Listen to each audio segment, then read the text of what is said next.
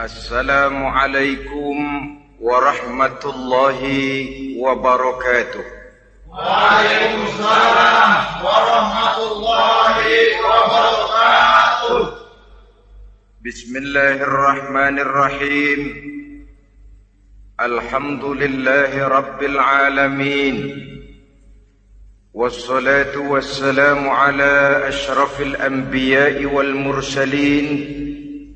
إمام المتقين سيد الغر المحجلين وعلى آله وأصحابه المجاهدين الطاهرين أما بعد. Saudara-saudara kaum muslimin rahimakumullah,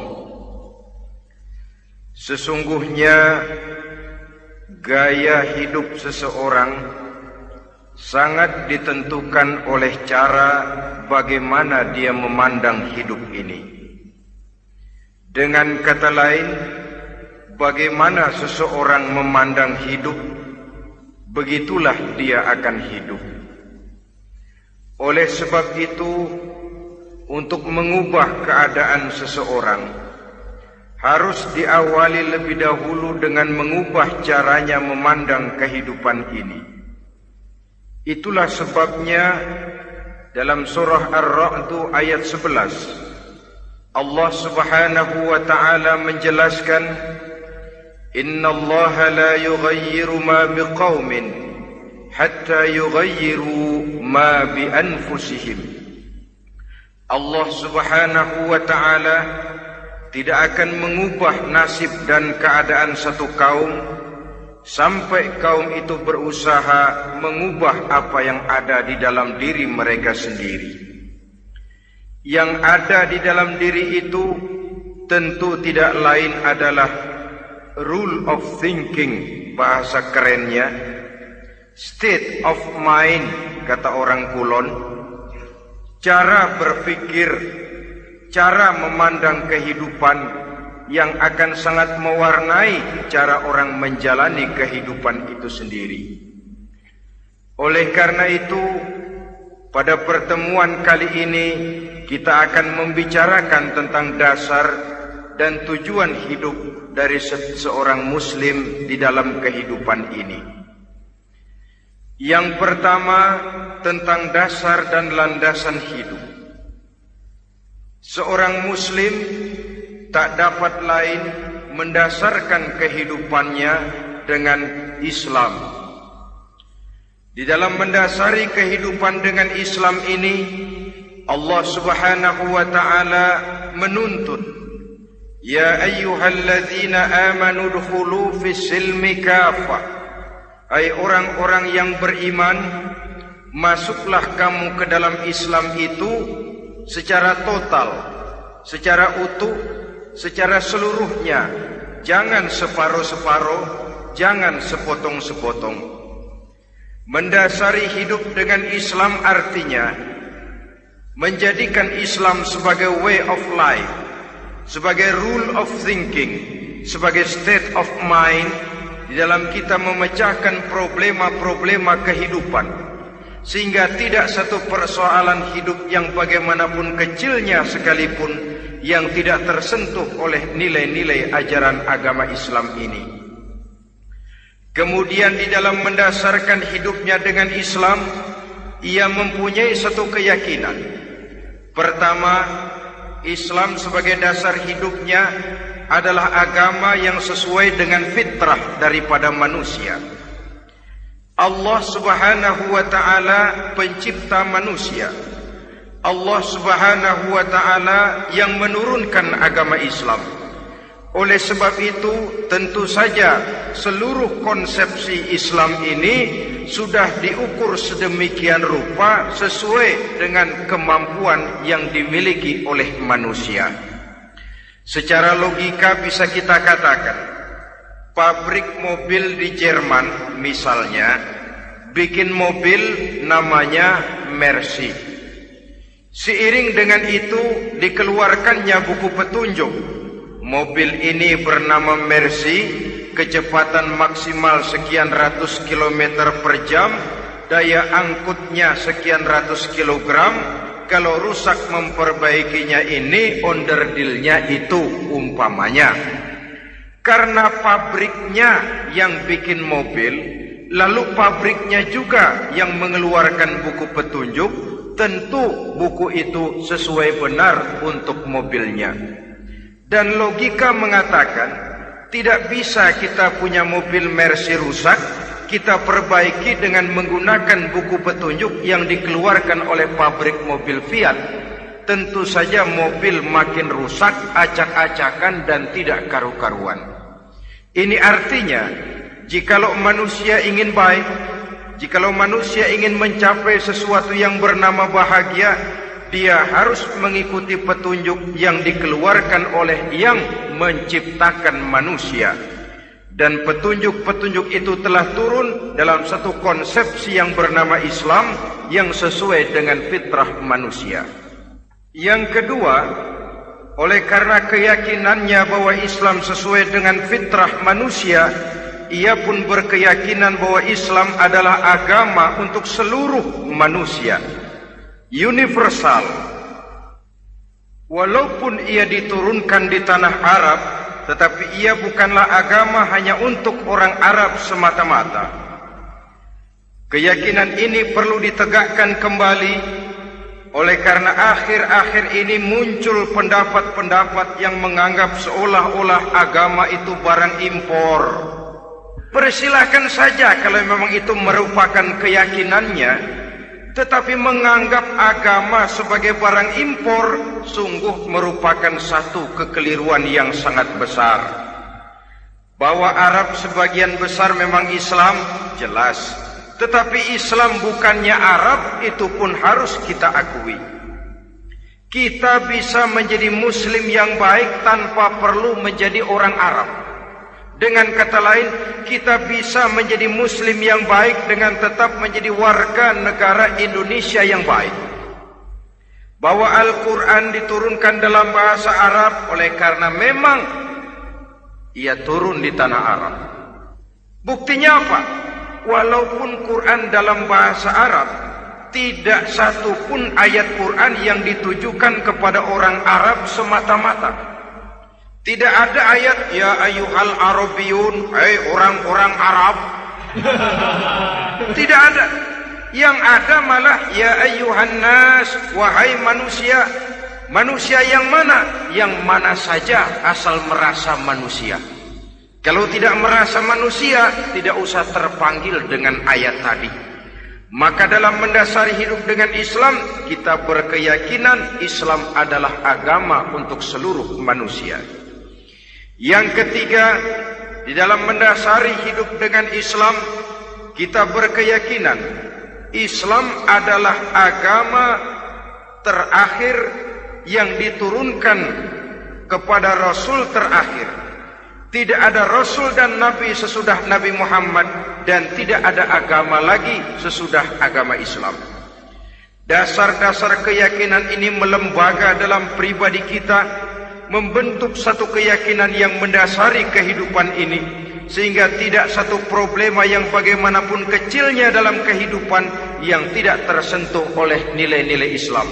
Sejak kita tidur sampai kita bangun tidur, bahkan tidur itu sendiri dan seluruh kegiatan kehidupan yang kita laksanakan dalam 24 jam, tidak satu pun yang tidak tersentuh oleh nilai-nilai Islam.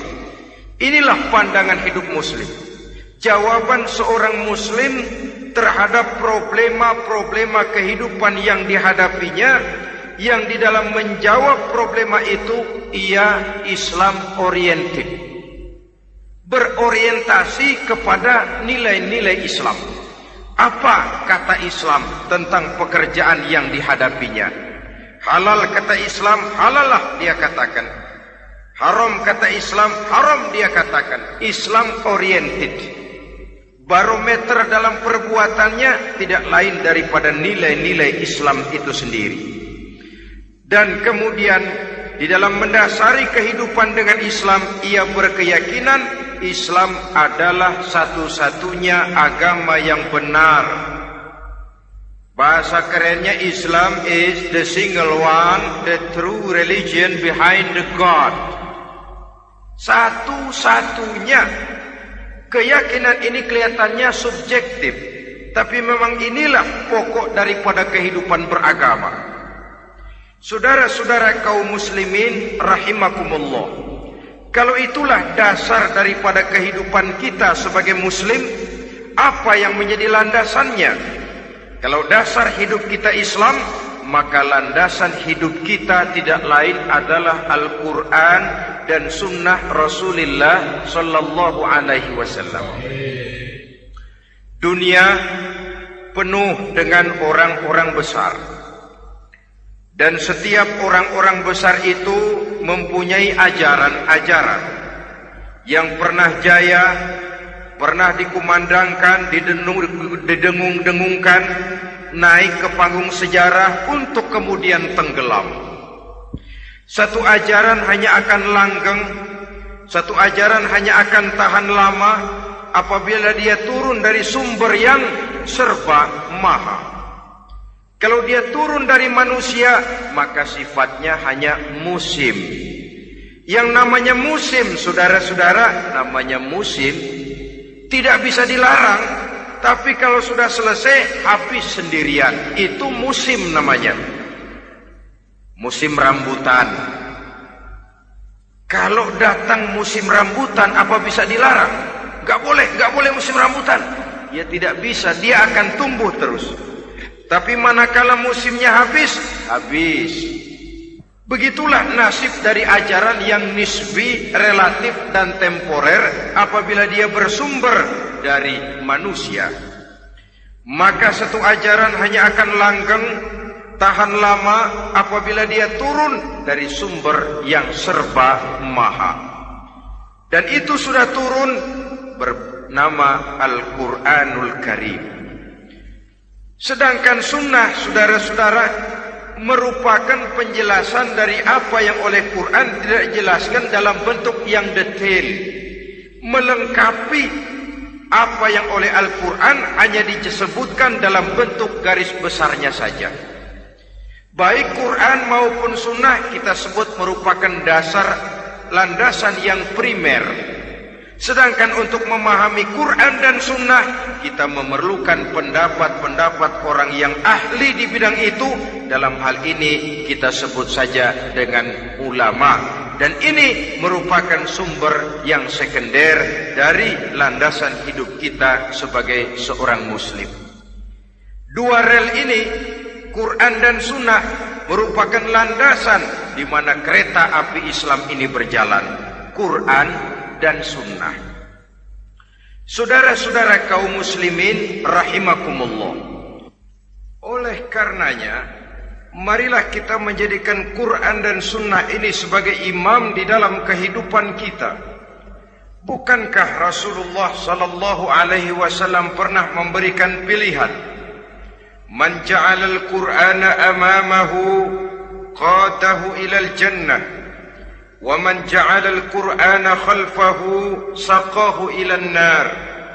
Siapa yang meletakkan Quran di depannya, dijadikannya Quran sebagai imam dan dia sebagai makmum, maka Al-Quran akan membimbing dia ke surga.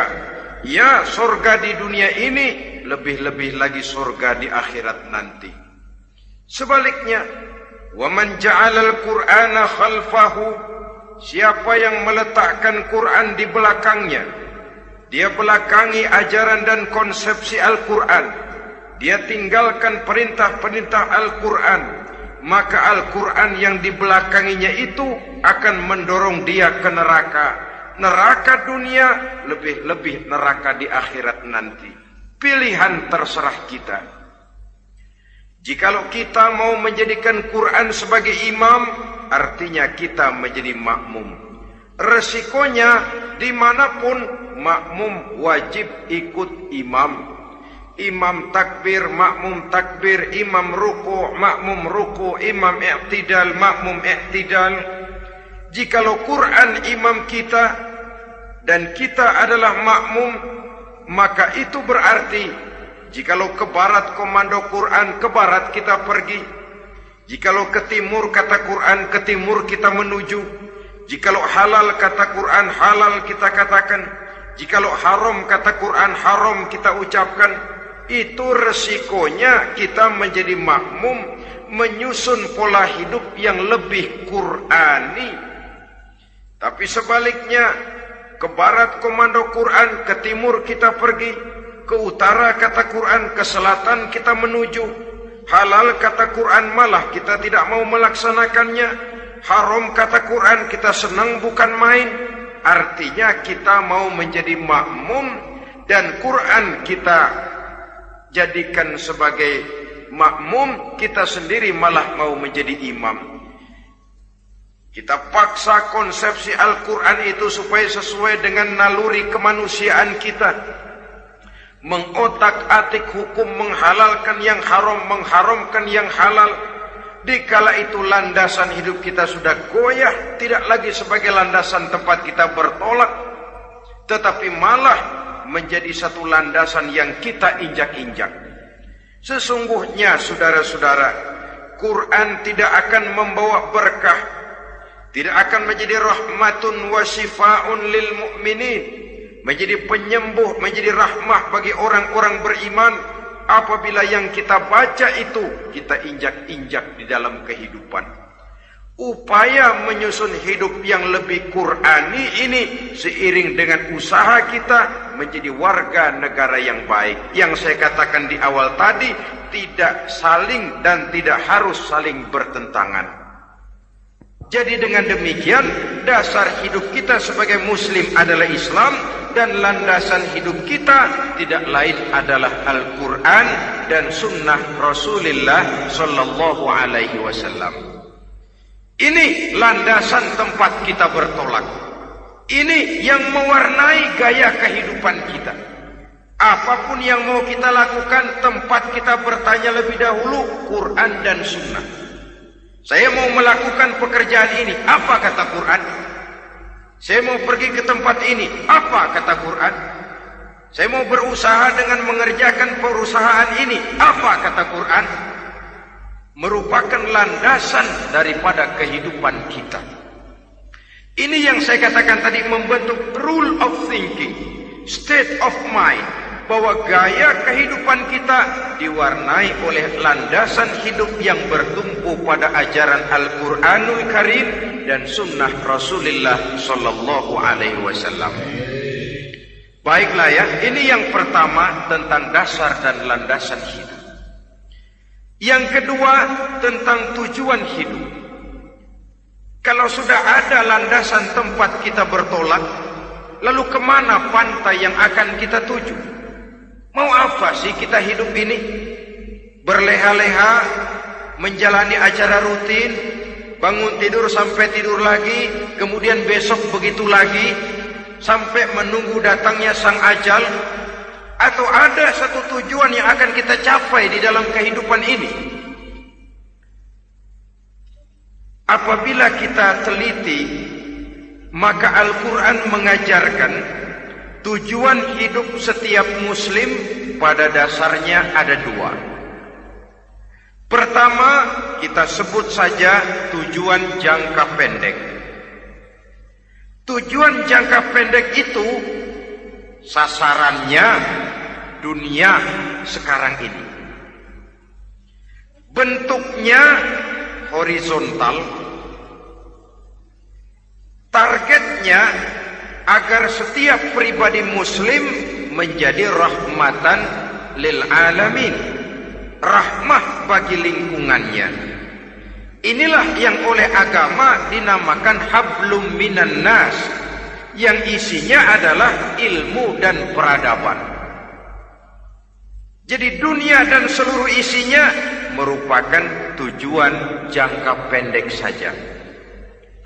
Untuk mencapai tujuan jangka pendek, dunia dan seluruh isinya, unsur penunjangnya adalah pendidikan, pengalaman, atau nasib. Makin tinggi pendidikan, makin mudah menjangkau hidup. Makin banyak pengalaman, makin mudah menguasai dunia. atau karena faktor nasib. Pendidikannya tidak seberapa, pengalaman pun kadang-kadang dangkal, tapi karena nasibnya lagi hoki, kata orang sekarang, nasibnya lagi bagus, dia naik ke panggung memegang peranan. Faktor yang namanya nasib ini ada, tapi tidak bisa dijadikan sandaran. Untuk menjangkau dunia dan seluruh isinya, unsur penunjangnya pertama pendidikan, yang kedua pengalaman, yang ketiga faktor nasib. Oleh karena itu, apabila kita ingin mudah mencapai dunia, yang pertama harus kita laksanakan bagaimana menempuh satu pendidikan. Di zaman sekarang orang terangsang untuk hidup dalam pola yang oleh orang-orang priangan disebut hardolin. Saudara tahu hardolin? Itu potongan dari dahar modal ulin. Filsafat hidup yang pakaian mau bagus, makan mau enak, kerja nggak mau.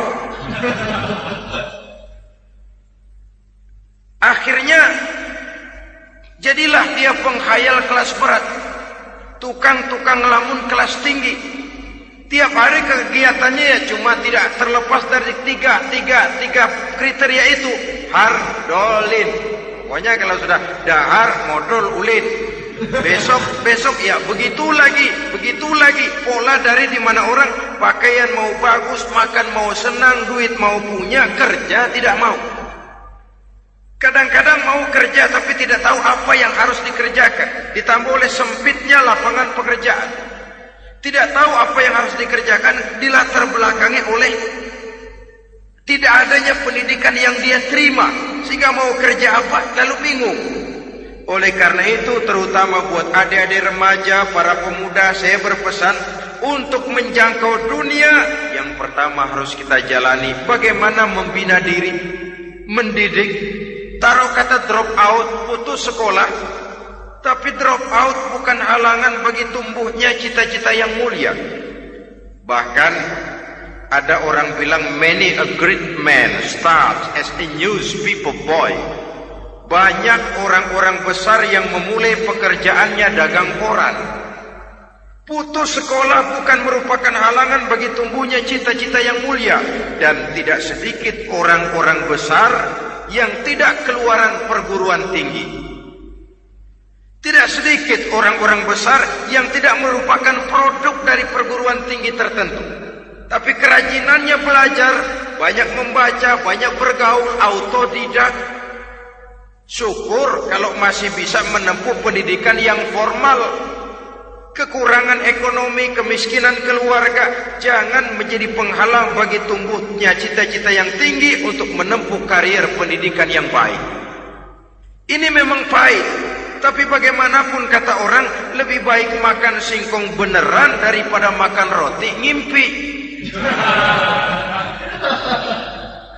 Artinya jikalau memang perlu, lebih baik sekolah sambil dagang koran, nyemir sepatu, parkir mobil, daripada hardolin itu tadi. Tanpa prospek hari depan yang ada artinya. Dan pendidikan memang merupakan sesuatu yang pahit, tapi tanpa ini rasanya kita akan sulit untuk menjangkau dunia, tersisih di pojok-pojok kehidupan.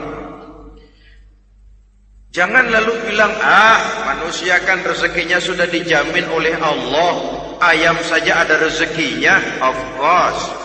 Tapi jangan lupa, cara ayam cari rezeki dengan cara manusia cari rezeki lain. Kalau ayam cari rezeki dari tahun atu, modalnya cuma ceker sama patok. Kalau ayam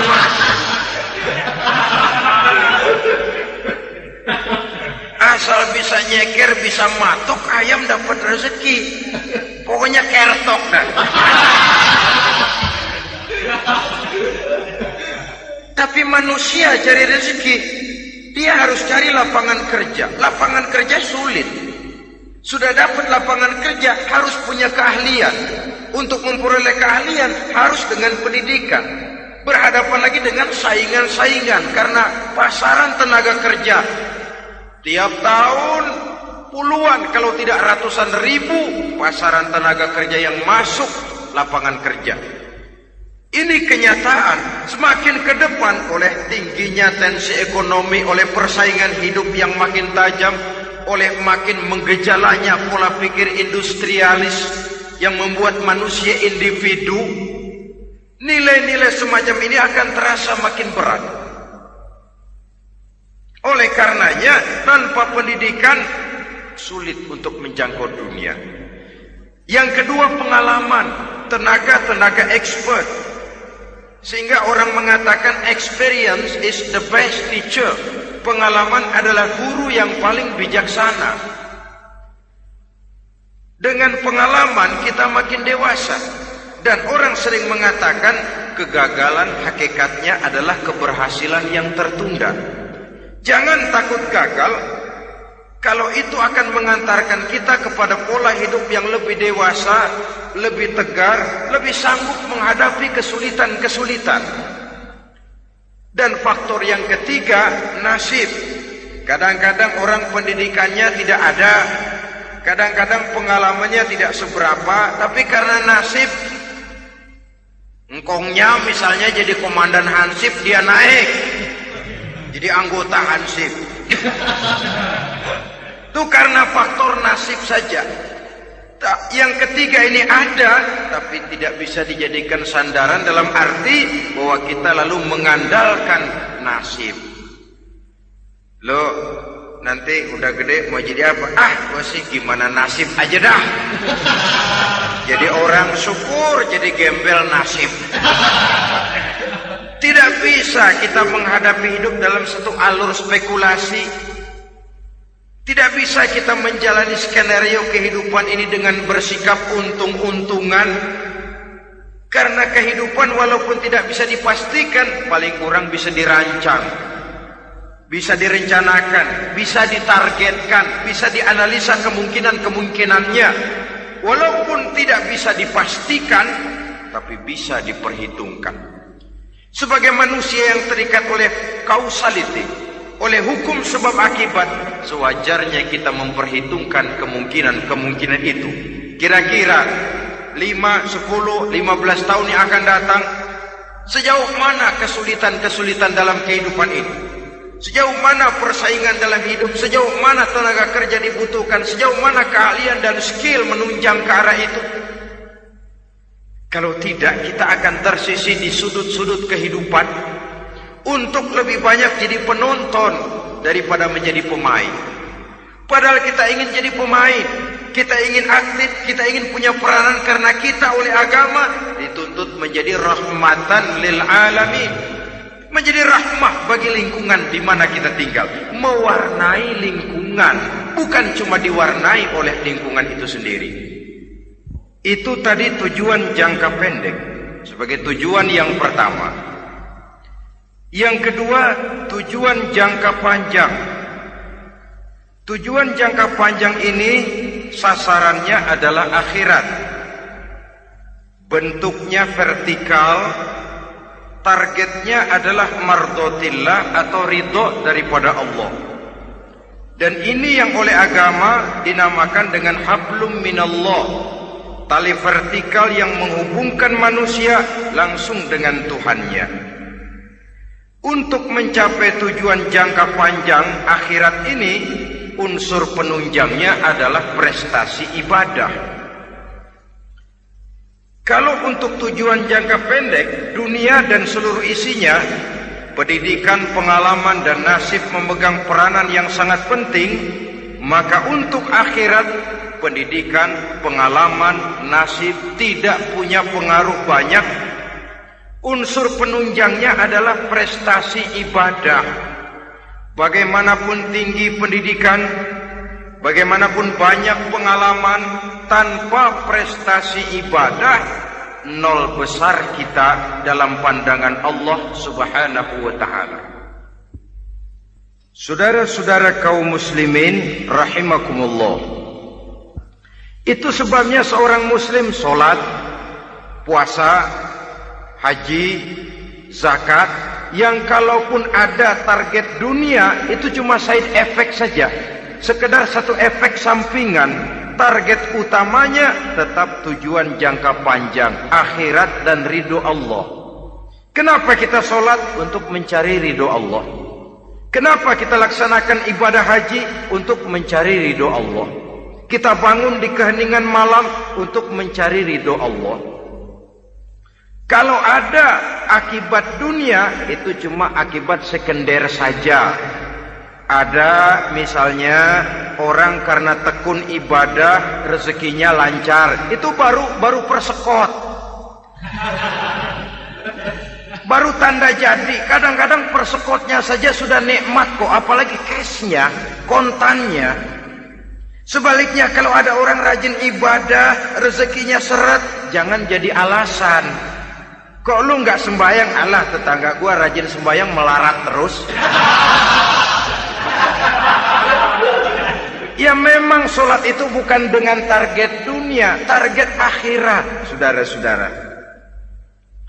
Oleh sebab itu, seorang muslim adalah seorang yang berpandangan luas, berjiwa lapang. Maksudnya apa? Tujuan jangka pendek dan jangka panjang ini harus dia raih kedua-duanya. Ini yang oleh Al-Quran diajarkan agar setiap muslim mencapai fid dunia hasanah wa fil akhirati hasanah. Kebaikan di dunia, kebaikan di akhirat.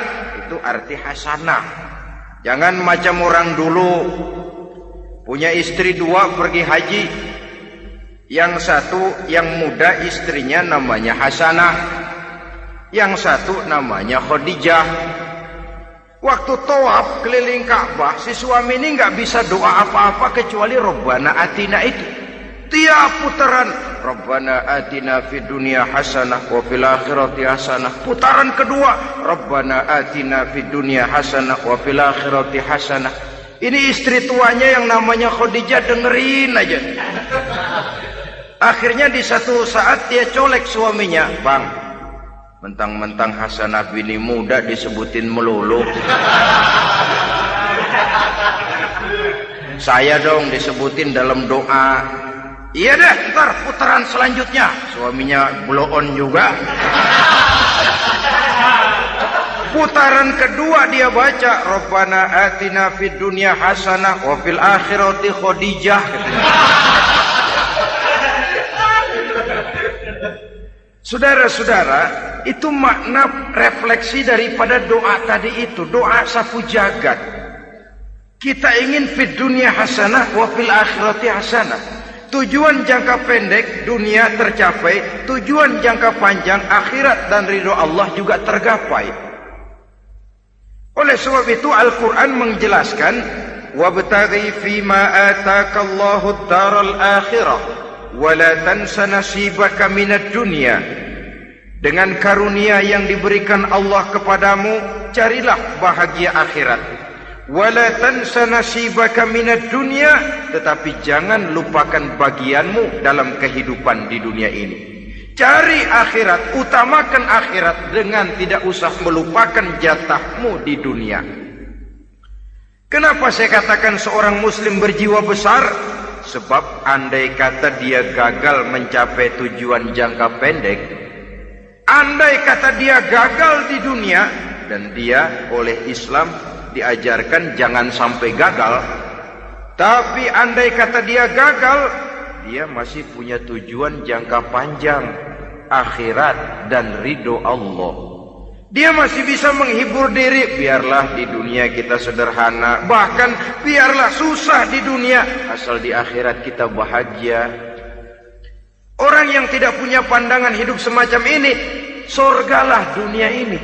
Segalanya telah tertumpu di sini. Bila umurnya selesai, ajalnya datang, selesai sudah, surganya sampai di situ, dan dia tidak punya pengharapan lain di belakang itu. Maka seluruhnya bertumpu pada kehidupan di dunia, padahal dunia seperti air laut, makin diminum makin haus, makin kering tenggorokan. Dunia yang diperturutkan menyeret manusia ke dalam lingkaran setan, terjebak dalam sifat yang namanya tamak bin rakus alias serakah.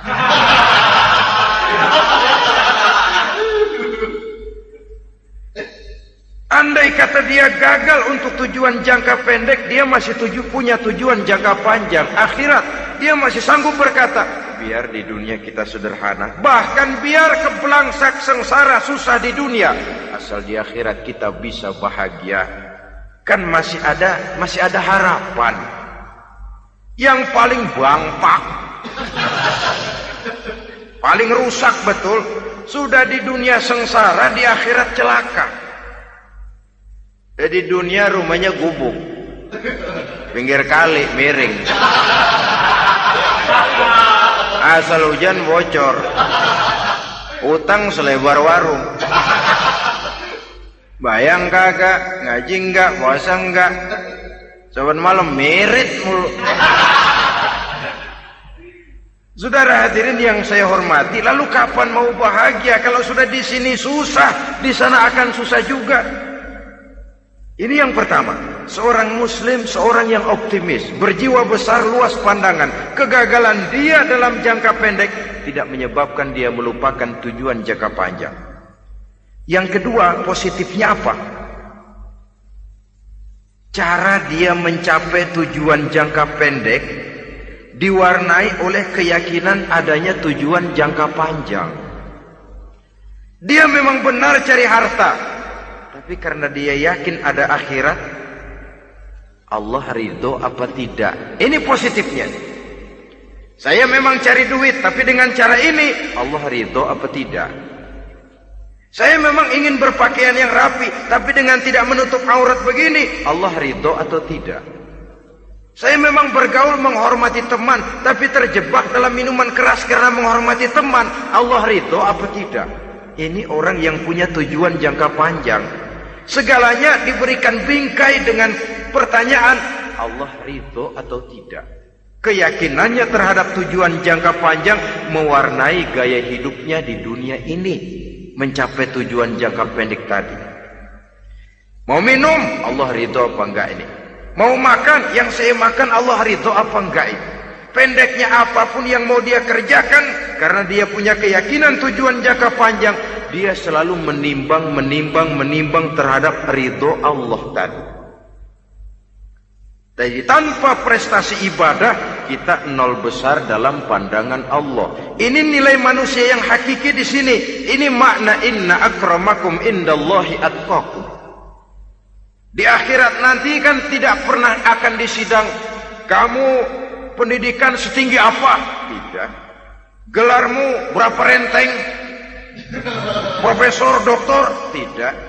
Akhirat hanya menyidang kau sholat atau tidak, kau puasa atau tidak, kau zakat atau tidak. Diberikan kamu harta yang banyak, dari mana kau dapat, kemana kau belanjakan. Prestasi ibadah itu yang ditanya. Setinggi apa pendidikan, sebanyak apa pengalaman, no problem. Tidak jadi masalah di akhirat itu. Prestasi ibadah itu yang akan kita persembahkan di hadapan Allah. Itu makna inna akramakum indallahi atqakum. Kerbau dinilai dari dagingnya, makin gemuk makin mahal harganya. Tapi ada perkutut lebih mahal dari kerbau. Perkutut itu mahalan mentahnya loh daripada matangnya. Karena harga perkutut pada suaranya. Lalu di mana harga manusia yang paling gemuk? Tidak. Suaranya, oh kalau manusia dinilai dari suaranya, barangkali Madonna nomor awal masuk surga. Hanyalah dengan prestasi ibadah kita bisa mencapai tujuan jangka panjang, akhirat dan ridho Allah. Nah baiklah ya, kalau sudah jelas bahwa kita punya dua tujuan jangka hidup, jangka pendek dan jangka panjang, bagaimana Islam mengajarkan kita meraih dua ini? Pada prinsipnya Islam mengajarkan sistem keseimbangan. Dalam berbagai aspek kehidupan, keseimbangan ini nampak dengan nyata diajarkan oleh agama kita. Seperti ayat yang saya bacakan tadi. Dengan karunia yang diberikan Allah kepadamu, cari negeri akhirat, tapi jangan lupakan bagianmu di dunia ini. Dalam bentuk yang lebih nyata, bekerjalah untuk duniamu seolah kau akan hidup buat selamanya, tapi bekerjalah buat akhiratmu seolah kau akan mati besok. Manifestasinya dalam kehidupan, misalnya orang kaya diperintah membantu yang miskin, tapi orang miskin dianjurkan berusaha. Jangan mengandalkan hidup kepada yang kaya, seimbang. Kamu kaya, betul Pak, bantu yang miskin. Kamu miskin, iya Pak, berusaha, seimbang. Tuan rumah diwajibkan menghormati tamu, tamu diwajibkan tahu diri, seimbang. Jadi bagaimana kalau sudah kita bekerja di sawah, di ladang, di pasar, di kantor, anggap kita akan hidup selamanya agar timbul gairah kerja. Tapi kalau sudah sholat, anggap kita akan mati besok supaya timbul khusyuknya. Nah, titik tekannya di mana? Stresnya itu. Walaupun Islam mengajarkan sistem keseimbangan, tapi Al-Quran tetap menggarisbawahi walal akhiratu khairul laka minal, bahwa bagaimanapun seimbangnya, akhirat itu lebih utama daripada dunia. Bagaimana implementasinya? Kata orang-orang tua, kalau kita menanam padi, rumput pasti tumbuh, tapi nanam rumput jangan mimpi tumbuh padi.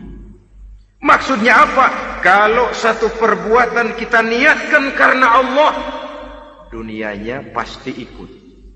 Tapi kalau satu perbuatan diniatkan karena dunia semata-mata, akhirat akan hilang. Sebab itu, biasakanlah berbuat sesuatu, baik untuk tujuan jangka pendek, lebih-lebih untuk tujuan jangka panjang, dengan motif lillahi ta'ala. Jadi saya ulangi, satu perbuatan kalau sudah diniatkan karena Allah, dunia biasanya ikut. Tapi kalau diniatkan karena dunia semata-mata, akhirat akan luput. Padahal itu titik tekannya, walal akhiratu khairul laka minal ula. Saudara-saudara kaum muslimin rahimakumullah, ini tujuan hidup. Jadi landasan tempat kita bertolak sudah jelas, pantai yang akan kita tuju dalam kehidupan ini juga sudah nyata. Kita ingin mencapai apa yang dinamakan fid dunya hasanah wa fil akhirati hasanah. Untuk itu perlu ada keseimbangan, tetapi titik tekannya tetap akhirat lebih utama daripada kehidupan dunia ini. Sekarang kalau sudah ada dasar hidup, sudah ada tujuan yang akan kita capai, tentu harus ada alat untuk mencapainya. Semuanya perlu sarana. Bahkan pada hakikatnya dalam kaidah usul fikih para ulama mengajarkan lil wasail hukmul maqasid. Sarana dan tujuan hukumnya sama. Ini mestinya mendidik umat Islam jadi pinter. Jangan cuma berpikir melaksanakan satu pekerjaan, tapi juga berpikir menciptakan sarana untuk terwujudnya pekerjaan itu. Misalnya umat Islam wajib pergi haji kalau mampu, kan begitu toh? Kalau dia umat Islam Indonesia, tentu pergi hajinya ke Mekah. Mekah, Jeddah, Mekah, Indonesia perlu sarana angkutan untuk sampai ke sana. Kapal laut, kapal udara. Artinya umat Islam harus maju di bidang teknologi, bisa menciptakan pesawat, bisa menciptakan kapal laut, sarana yang akan menyampaikan dia untuk bisa melaksanakan ibadah haji. Selama ini kita bertumpu kepada pemikiran, pokoknya kan yang penting gue pergi haji, pakai apa kayak gue punya duit. Dari segi pribadi memang barangkali begitu. Tapi sebagai umat yang harus mencapai kemajuan, apabila diperintahkan melaksanakan sesuatu, kita pun hakikatnya dituntut menciptakan sarana untuk menunjang pelaksanaan sesuatu itu sendiri. Agama mengajarkan an-nazafatu minal iman, kebersihan sebagian daripada iman. Siapa yang menciptakan mesin cuci? Sabun-sabun kelas, deterjen, rinso dan lain sebagainya. Siapa yang menciptakan air condition, pembersih ruangan? Kita hanya berpikir pokoknya kan bersih, mau pakai apa kek? Kita jarang yang berpikir kepada pewujudan teknologi modern untuk menerjemahkan hadis itu. Syukurlah belakangan ini sudah muncul teknokrat-teknokrat muslim yang dijiwai oleh semangat Al-Quran membuka tabir rahasia konsepsi Islam di lapangan teknologi modern yang makin lama makin menunjukkan tuntutan kebutuhan daripada umat itu sendiri. Dengan demikian, apabila ada tujuan hidup, kita memerlukan alat untuk mencapai tujuan tadi. Supaya tujuan fid dunya hasanah wa fil akhirati hasanah tercapai, apa alat yang harus kita pakai? Kita lihat surah At-Taubah ayat 111 memberikan jawaban. Innallaha ashtara minal mu'minina anfusahum wa amwalahum bi anna lahumul jannah. Sesungguhnya Allah telah membeli dari orang-orang beriman diri mereka, harta mereka, bahwa sesungguhnya bagi mereka adalah surga. Coba kita simak ayat ini sejenak, akan nampak dengan jelas bahwa ayat ini hakikatnya merupakan satu transaksi yang nyata benar antara kita dengan Allah. Transaksi jual beli sudah terjadi, dan itu langsung dengan Allah, tertuang dalam pernyataan Quran. Pembeli Allah, penjual kita orang-orang beriman. Dagangannya adalah anfus dan amwal, harganya adalah surga. Itu sudah tanda tangan pernyataan kita siap jual beli ya Allah. Apalagi baiat kita apa? Inna solati wa nusuki wa mahyaya wa mamati lillahi rabbil alamin. Solatku, ibadahku, hidup dan matiku cuma untuk Allah Tuhan seru sekalian alam. Minimalnya 5 kali sehari semalam baiat ini kita ulang dan kita ulang. Kenapa lalu kita tidak konsekuen? Dalam konteksnya dengan persoalan, maka alat hidup kita itu ada 2. Pertama, anfus. Ini bentuk mufrad dari jamaknya, bentuk jamak dari mufrad nafsun. Biasa diterjemahkan dengan diri. Yang dimaksud dengan diri adalah kepribadian. Yang dimaksud dengan kepribadian ialah kekayaan yang kita miliki dalam kepribadian kita. Artinya bisa tenaga, pikiran, konsep, gagasan, wewenang, ide, pangkat, jabatan, kemampuan, keahlian, skill, itu semuanya masuk ke dalam anfus, diri. Sedangkan amwal bentuk jamak dari mufrad malun, biasa diterjemahkan dengan harta. Pengertian di sini ialah seluruh bentuk-bentuk materi yang berada di bawah kekuasaan kita. Bisa rumah, bisa uang, bisa tanah, bisa kebun, bisa pabrik, bisa peternakan, itu semuanya amwal. Nah, baik anfus maupun amwal, diri, tenaga kek, pikiran kek, harta kek, pangkat kek, jabatan kek, wewenang kek, keahlian kek, untuk tujuan jangka pendek harus jadi rahmah bagi lingkungan. Untuk tujuan jangka panjang harus menunjang jalan menuju ridho Allah. Jadi kalau pangkat kita menjauhkan kita dari ridho Allah, itu bukan nikmat tuh, azab.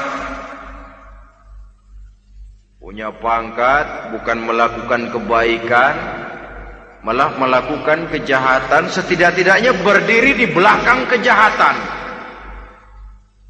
Melindungi perbuatan-perbuatan munkar. Dalam kelas kakap melindungi korupsi, dalam kelas teri jadi backing tukang koprok. Umpamanya itu sudah menyalahi alat tidak digunakan untuk mencapai tujuan. Itu untuk tujuan jangka pendek. Lalu amwal, harta, uang, tanah, rumah, kebun, untuk tujuan jangka pendek harus menjadi rahmah bagi lingkungan. Sedang untuk tujuan jangka panjang, baik diri maupun harta harus menunjang jalan menuju ridho Allah, harus meningkatkan prestasi ibadah kita kepada Allah Subhanahu wa ta'ala. Malah yang namanya amwal ini tanggung jawabnya lebih berat loh saudara. Kalau saudara diberikan ilmu, sidang akhirat cuma satu. Ilmumu kau amalkan untuk apa? Saudara diberikan umur panjang, pengadilan akhirat cuma bertanya satu. Umurmu kau habiskan di mana? Tapi saudara diberikan harta, pertanyaan akhirat dua. Hartamu kau dapat dari mana? Kau belanjakan kemana? Dari mananya dan kemananya ditanya, depan belakang. Wah, kadang-kadang kan ada orang hartanya didapat dari jalan yang halal, dibelanjakan di jalan haram. Kerja peras keringat banting tulang setengah mati, begitu dapat duit beli buntutan, muter-muter kertas cari kode. Didapat dari jalan halal, dibelanjakan di jalan haram. Atau didapat dari cara yang haram, dibelanjakan di jalan yang baik. Menang judi, nyumbang pesantren. Nabi mengajarkan innallaha thayyibun la yaqbalu illa thayyib. Allah itu baik dan hanya menerima yang baik-baik saja. Tidak bisa mencuci kain dengan air najis. Kain akan tetap kotor. Saudara-saudara kaum muslimin rahimakumullah. Oleh karenanya masalahnya terpulang kepada kita, pandai-pandailah membagi orientasi. Suatu saat tenggelam kita dalam kesibukan dunia dan seluruh isinya untuk mencapai tujuan jangka pendek. Lain saat tenggelam kita memfanakan diri untuk mencapai tujuan jangka panjang, akhirat dan ridho Allah. Karena kehidupan ini bukan berjalan tanpa batas. Umur ini bukan satu karunia tanpa pertanggungan jawab. Satu saat setuju atau tidak, rela atau terpaksa, kita akan sampai kepada garis finish daripada perjalanan kehidupan dunia ini. Yang memang merupakan satu perjalanan panjang, a walking tall. Kata orang Kulon, a walking tall, satu jalan yang demikian jauhnya. Entah kita akan sampai ke garis finish. Bila datang ajal, senja kehidupan datang, malam menyelimuti. Datangnya tidak pernah kita sangka, tapi sekali dia datang, tidak satu kekuatan yang bisa menolak. Kehadirannya tidak pernah kita harapkan, tapi satu kali dia datang bertamu, pasti terjadi. Dan itu pasti akan kita temui. Alangkah malangnya pada saat kembali itu datang, kita tidak punya prestasi ibadah. Lalu apa artinya prestasi dunia? Apa artinya tujuan jangka pendek kalau kita harus kehilangan tujuan jangka panjang? Rumah kita yang besar, pangkat kita yang tinggi, harta kita yang banyak, bisakah menolong kita untuk kalau sudah kumpul di padang mahsyar nanti? Malaikat, jangan gebugin saya, rumah saya harga 2 miliar.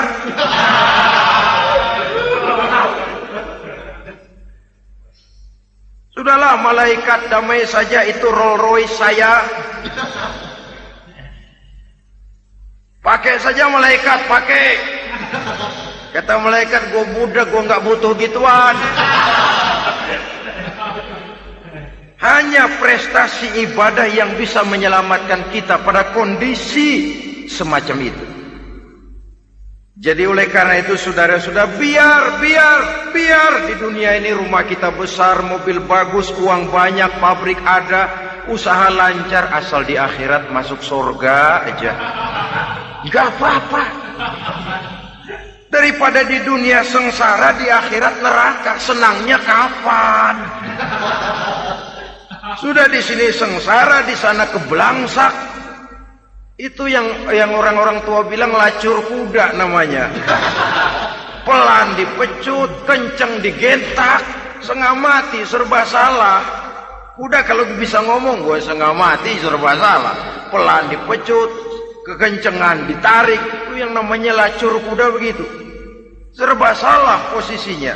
Untuk itu pandai-pandailah membagi orientasi supaya tercapai tujuan ideal ini, fid dunya hasanah wa fil akhirati hasanah. Ini tentang tujuan hidup. Nah, untuk mencapai tujuan ini kita tidak berjalan sendiri. Kita perlu teman hidup. Di samping teman hidup ada pula lawan hidup. Siapa teman hidup kita untuk mencapai tujuan hidup ini? Dalam arti sempit, teman hidup kita suami istri yang taat kepada Allah. Suami istri lebih dari sekedar satu pasangan, juga saling melengkapi, merupakan bagian daripada kehidupan. Suami adalah teman istri, istri adalah teman suami untuk mencapai tujuan hidup tadi. Mencapai fid dunya hasanah wa fil akhirati hasanah. Seiring, seirama, selaras, serasi, seimbang, kata orang sekarang. Teman dalam arti sempit. Adapun teman dalam arti luas, setiap orang yang pandangan hidupnya sama dengan kita. Setiap orang yang akidahnya sama dengan kita. Terlepas dari suku bangsa apapun, warna kulit apapun, bahasa apapun, jikalau keyakinannya sama, pandangan hidupnya sama, dia adalah saudara kita dalam artian yang luas. Islam tidak kenal teritorial, maka tidak ada itu Islam Jepang. Ya walaupun secara formalnya ada, tapi informal Muslim adalah Muslim, diikat dengan akidah. Itu teman hidup. Lalu lawan hidup siapa? Pertama iblis, dalam segala bentuk dan implementasinya. Yang kedua, setiap orang yang pandangan hidupnya tidak sama dengan kita secara ideologis, itulah lawan hidup kita. Maka yang teman jadikan teman, yang lawan jadikan lawan. Jangan teman dijadikan lawan, lawan dijadikan teman. Itu namanya kopiah dipasang di kaki, pak bakyak naik ke jidat. Wajar kalau kepala lalu jadi benjol. Salah milih teman, salah cari lawan. Salah milih teman, salah cari lawan. Akibatnya kita yang akan susah di kemudian hari nanti. Saudara-saudara kaum muslimin rahimakumullah, oleh karenanya pandai-pandailah dalam hidup ini. Yang teman jadikan teman, yang lawan jadikan lawan. Kalau lawan kita jadikan teman, sementara teman kita jadikan lawan, dan itu apa yang banyak terjadi dalam praktek kehidupan, kita tidak akan bisa mencapai tujuan karena akan tertarung di kaki sendiri. Nah, ini sajalah yang kita bicarakan pada pertemuan kali ini. Mudah-mudahan ada manfaatnya. Terima kasih atas segala perhatian. Mohon maaf atas segala kekurangan. Usikum wa nafsi bitaqwallah. Wassalamualaikum warahmatullahi wabarakatuh.